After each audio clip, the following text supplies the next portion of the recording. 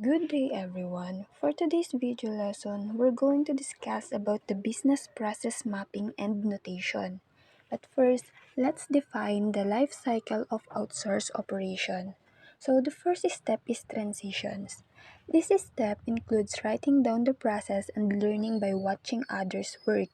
It also ensures that all the rules and regulations are followed. The second step includes making agreements, checking work performance, solving problems, and managing risks.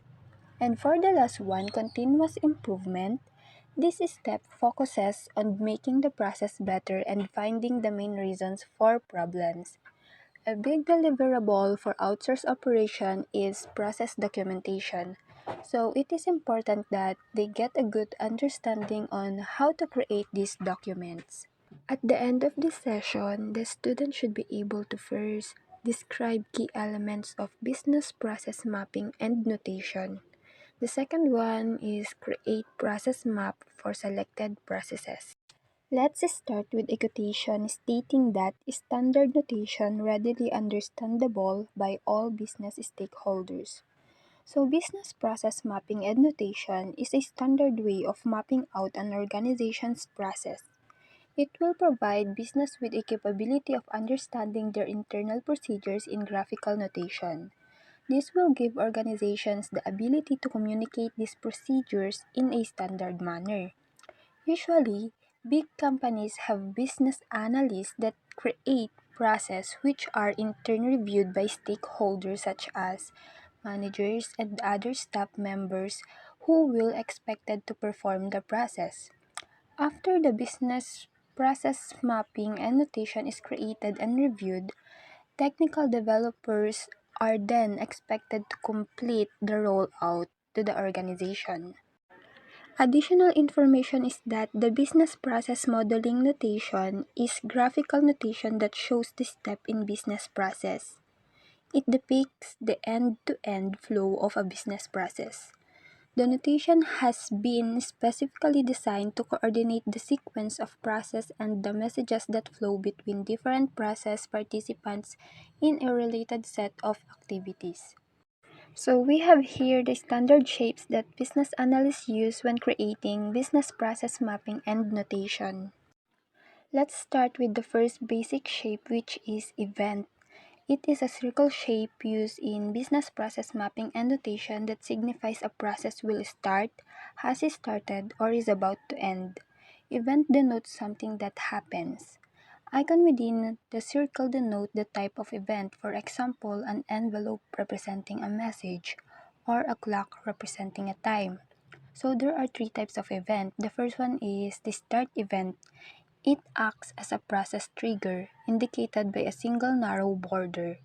The second one is intermediate event, represents something that happens between the start and end events. It's indicated by a double border. And for the last one is the end event, represent the result of a process, indicated by a single tick or bold border. Next is activity. Activity is a rounded corner rectangle shape used to signify that an actual work that is being performed in order to complete the process. A task represents a single unit of work that is not or cannot be broken down to a further level of business process detail. A sub-process is used to hide or reveal additional levels of business process detail. When collapsed, a sub-process is indicated by a plus sign against the bottom line of the rectangle. When expanded, the rounded rectangle expands to show all events, activities, flow, and etc. The next one is gateway. It is a diamond shape used to signify that a decision is required before the process can continue or two different activities will merge. Under gateway is exclusive. It is used to create alternative flows in a process because only one of the paths can be taken. Number two is event-based. It is the condition determining the path of a process based on evaluated event. The third one is parallel. It is used to create a parallel paths without evaluating any condition. Number four is inclusive. It is used to create alternative flows where all paths are evaluated. For number 5, exclusive event base, it is where an event is being evaluated to determine which of mutually exclusive paths will be taken.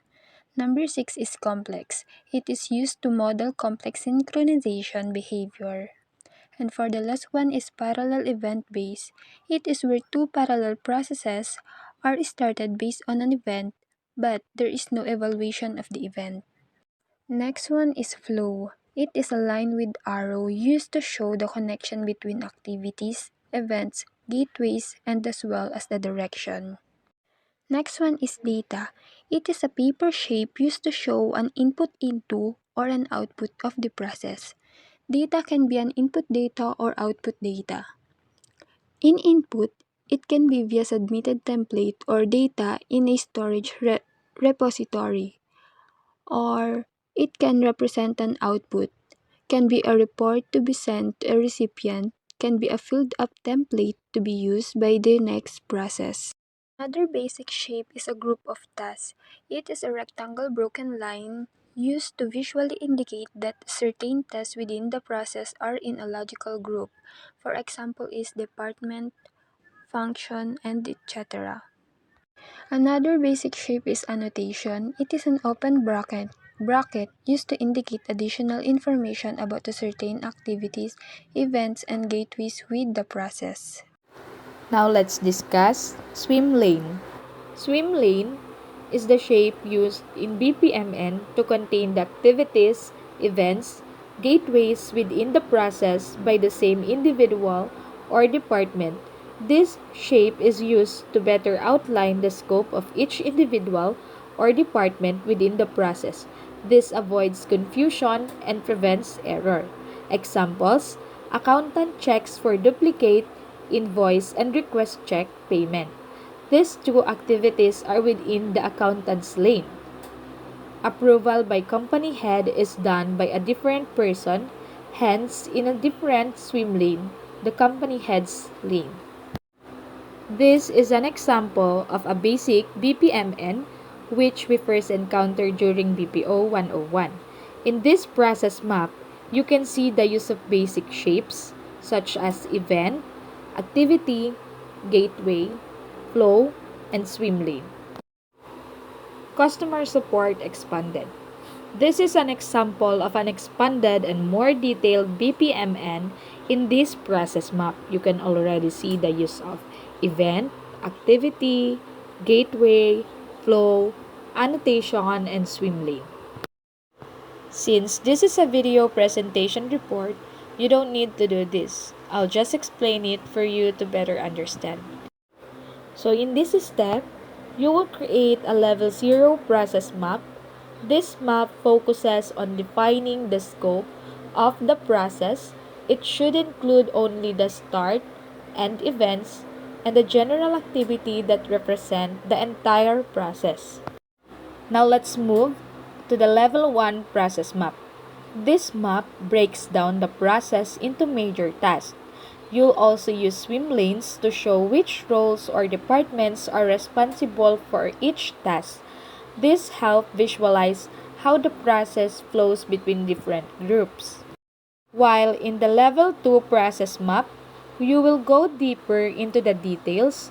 Each major task from level 1 will be expanded into smaller steps, providing a clearer and more detailed view of the process. At this stage, ensure that your level 2 map includes all BPMN elements, such as events, to show the start and end of the process, activities to represent tasks, gateways for decision points, flow to connect steps, and last, annotations for additional details. This ends our session. Thank you for listening.